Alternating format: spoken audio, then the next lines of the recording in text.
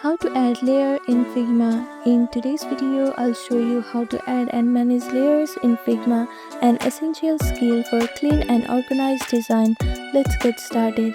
First, make sure you have downloaded Figma on your device. After that, click on search bar and open Figma app.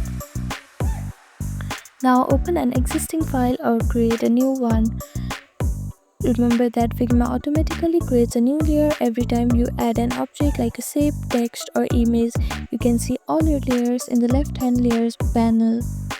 For example, if I draw the rectangle shape here, you can see these layers on this left side.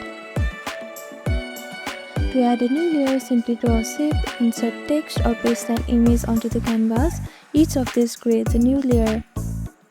Double-click the layer name to rename it.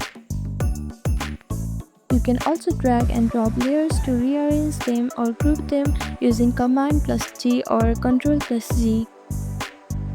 Use the eye icon to show or hide a layer.